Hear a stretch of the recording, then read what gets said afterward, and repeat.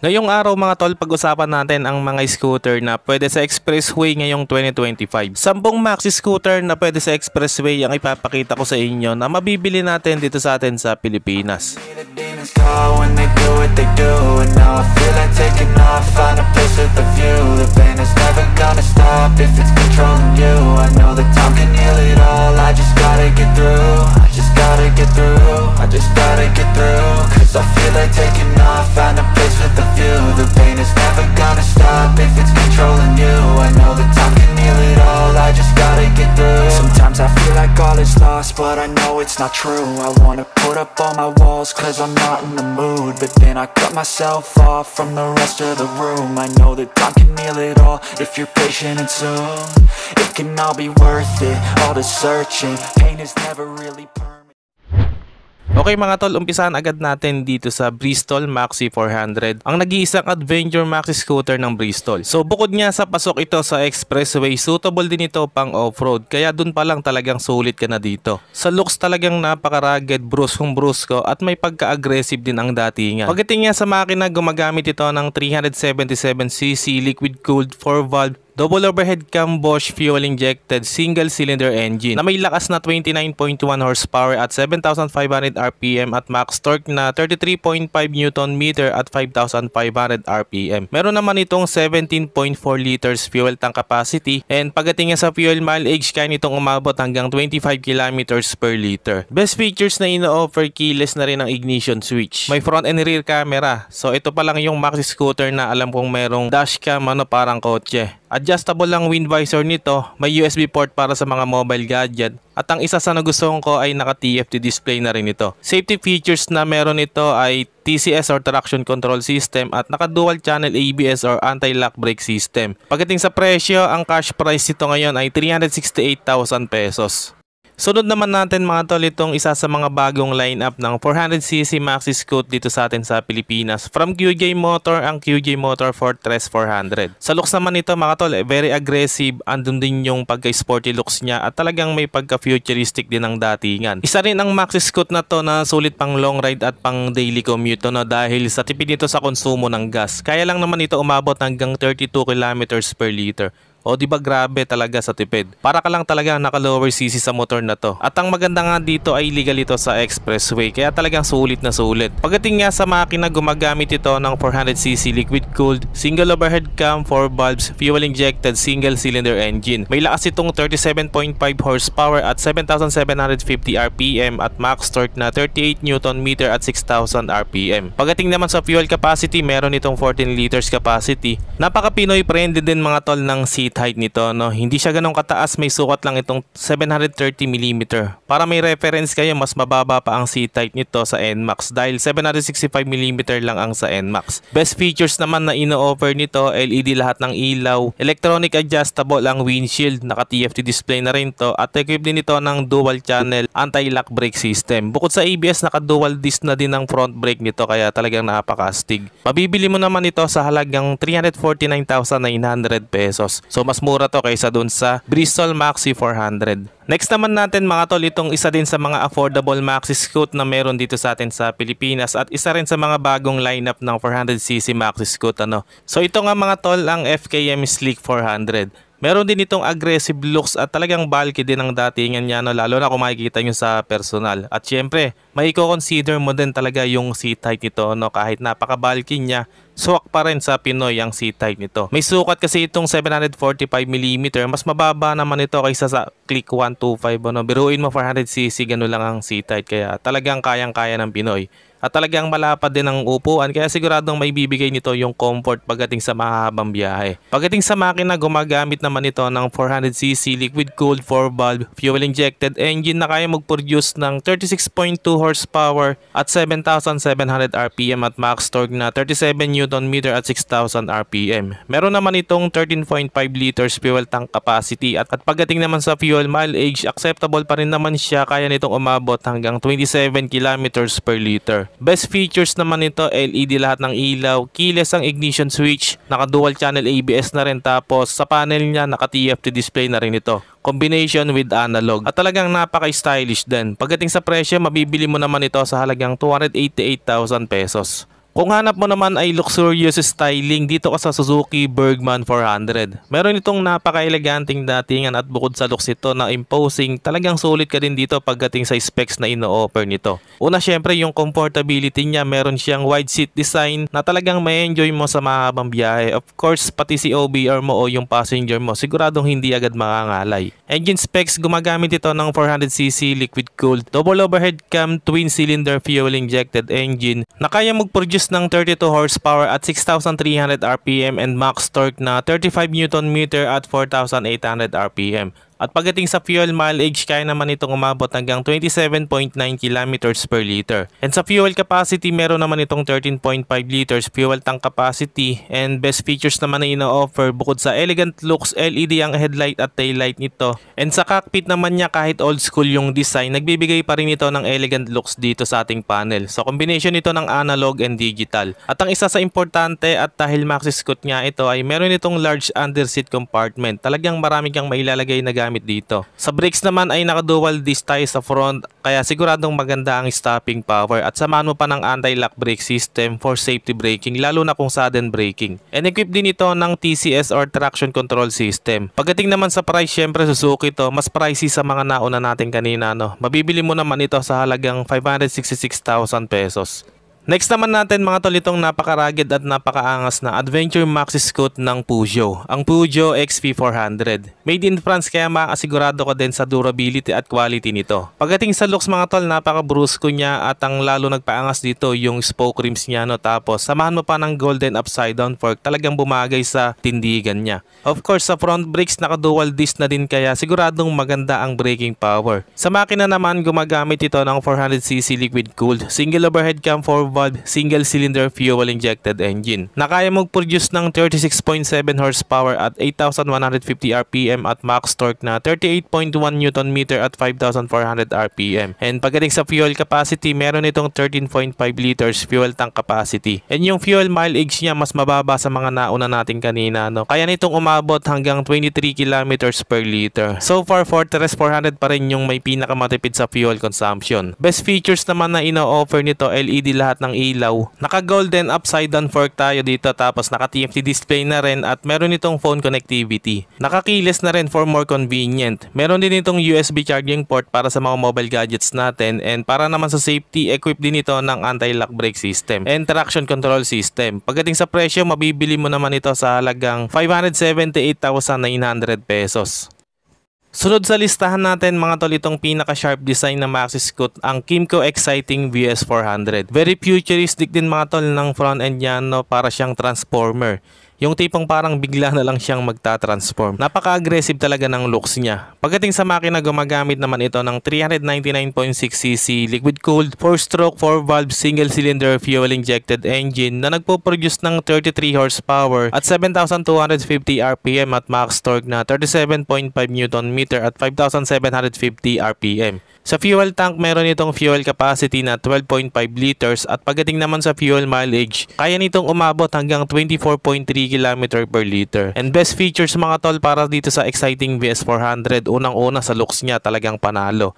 And of course, talagang may bibigay din ito yung comfort pagdating sa long travel. LED na rin lahat ng ilaw nito. Sa cockpit naman niya, napaka-elegante rin. Naka full color digital instrument panel at talagang napaka-dynamic ng design. Kitang-kita mo talaga yung bawat info dito. Adjustable na rin mga tol yung wind visor niya, depende sa preference nyo. Keyless na rin ang ginamit sa ignition switch. Naka-dual disc na rin sa front brakes at equip ito ng anti-lock brake system both front and rear. Meron din itong TCS or traction control system for safety riding. Pagdating sa presyo mga tol, mabibili mo naman ito sa halagang 384,000 pesos. Kung bitin ka sa 400cc ng Exciting VS400, ito ang Kymco AK550 Premium. Kung may sharp at aggressive design ang Exciting VS400, mas pina-sharp ni Kymco dito sa AK550. Talagang napakaangas. And loaded na rin ito ng mga modern features, kaya talagang sulit din pag ito ang Maxi Scoot mo. Pagdating sa makina, gumagamit ito ng 550.4cc liquid cooled 4-stroke double overhead cam 8 valves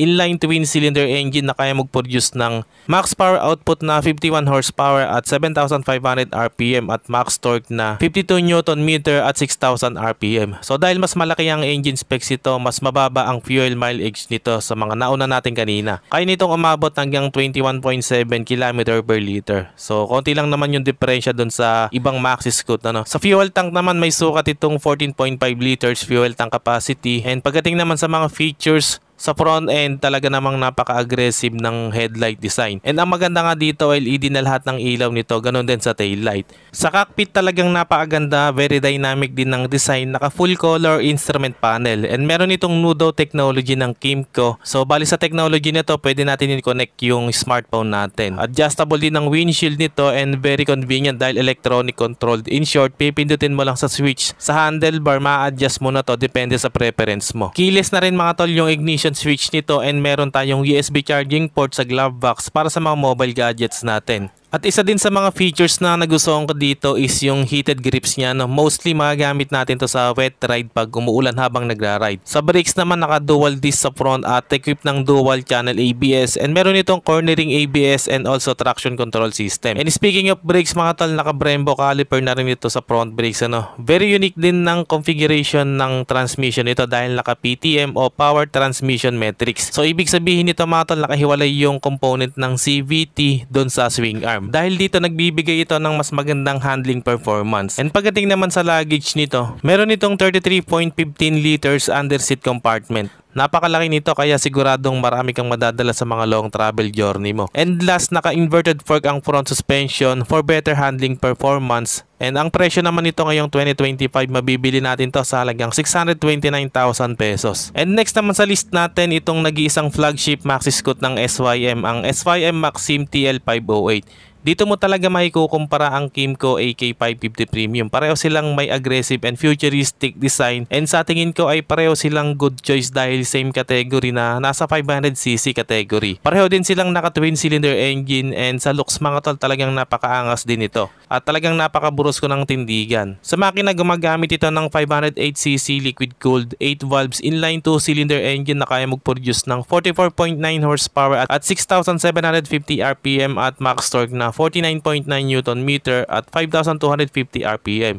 And pagdating sa fuel tank, may sukat itong 12.5 liters capacity, and ang fuel mileage naman niya kaya nitong umabot ng 22 km per liter. Best features naman na ina-offer nito, bukod sa napakabagsik ng headlight design nito, LED na lahat ng ilaw dito and also sa taillight. Napaka-futuristic din ng design, and LED na nga rin ang ginamit dito. Adjustable din ng windscreen, tapos sa cockpit napaka-premium and naka-TFT display na rin. Tapos sa ignition switch naman keyless na rin ang ginamit. And meron din itong USB charging port para sa mga mobile gadgets natin. Sa suspension, inverted fork na rin ang ginamit dito sa front, kaya maganda din ang handling performance. Then sa rear suspension, naka-independent swing arm. Parang sa AK550 din, hiwalay yung swing arm sa CVT components niya. Tapos ang angas ng single-sided rear shock niya. Base kay SYM, mas maganda rin ang handling performance ng design na to. At ang isa rin sa nagustuhan ko dito sa SYM Maxim TL508 ay yung final drive niya, naka-chain drive siya. Safety features naman mga tol, naka-dual channel, anti-lock brake system tayo, and equipped din ito ng traction control system. And pagdating naman sa presyo mga tol, mabibili natin to sa halagang 469,900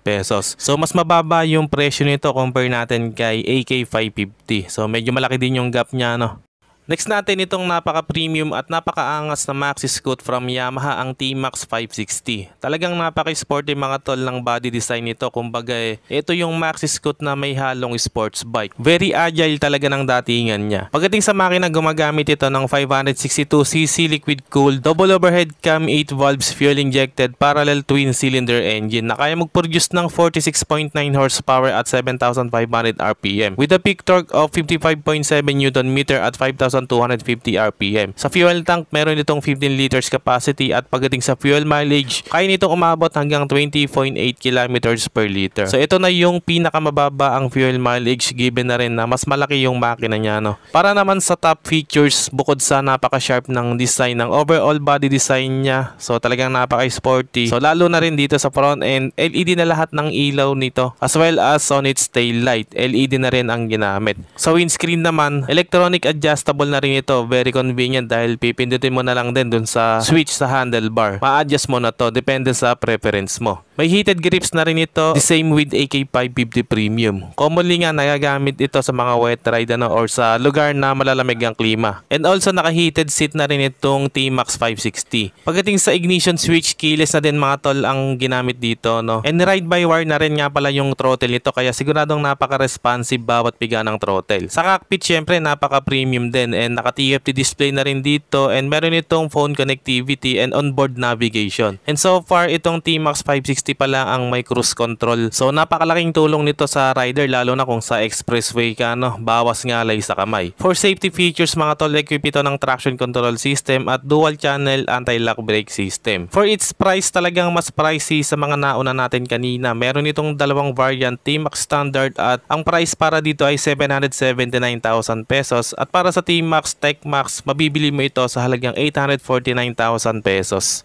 And ang pinakahuli sa listahan natin mga tol, ang nag-iisang Adventure Maxi Scoot from Honda na pwede sa expressway. So ito nga ang Honda XAD V750. Sulit na sulit ka dito dahil bukod sa dual purpose or pwede pang on and off road, naka DCT o dual clutch transmission na to. Ibig sabihin pwede mo itong magamit ng manual or matic, depende sa trip mo. Sa looks, very rugged, talagang bruskong-brusko, and very aggressive din ng front end niya. Pagdating sa makina, gumagamit ito ng 745cc liquid cooled 8 valves, single overhead cam 270-degree twin cylinder engine na nagpo-produce ng 57.3 horsepower at 6,750 rpm at peak torque na 68.7 Nm at 4,750 rpm. Sa fuel tank nito, meron siyang 13.4 liters capacity, and pagdating sa fuel mileage, mas mataas naman ito compare sa T-Max 560. Kaya nitong umabot hanggang 28.3 kilometers per liter. Best features na ina-offer, LED lahat ng ilaw, nakakilis na rin. Sa meter panel natin, naka-TFT display na rin with Honda Smartphone Voice Control. And pwede mo rin itong i-connect sa smartphone mo using Honda Road Sync. Meron din itong riding modes at equip na rin ng cruise control, naka ride-by-wire na rin, same with T-Max. Naka-inverted fork din from Showa sa front suspension, and sa brakes, naka-dual disc sa front, and equip ito ng dual channel anti-lock brake system. And syempre, meron na rin itong traction control system. At ang pinaka nagustuhan ko dito ay yung DCT niya o yung dual clutch transmission. Sabi ko nga kanina, pwede itong manual or matic, ano. Pag manual mo ito ginamit, meron itong 6-speed gearbox. And meron din itong large underseat compartment, kaya siguradong marami ka din madadalang gamit, lalo na kung sasabak ka sa mahabang biyahe. Pagdating sa presyo mga tol, mabibili natin to ngayon sa halagang 839,000 pesos. Okay mga tol, yan ang 10 Maxi Scoot na pwede sa expressway ngayong 2025. Para sa inyo, alin ang pinaka gusto nyo? Comment nyo nga dyan sa comment section. Hanggang dito na lang muna mga tol kung umabot ka sa part ng video na to. At sa mga solid viewers natin dyan, maraming salamat mga tol sa panonood. At kung bago ka lang sa channel na to, wag na mag-atubili pang mag-subscribe at pindutin mo na rin ang notification bell para updated ka lagi sa mga bago nating motorcycle review. Meron din tayong Facebook page, paki-like and follow na rin. Maraming salamat mga tol. Always ride safe and God bless. Call when they do what they do, and now I feel like taking off, find a place with a view. The pain is never gonna stop if it's controlling you. I know that time can heal it all, I just gotta get through. I just gotta get through, I just gotta get through. Cause I feel like taking off, find a place with a view. The pain is never gonna stop if it's controlling you. I know that time can heal it all, I just gotta get through. Sometimes I feel like all is lost, but I know it's not true.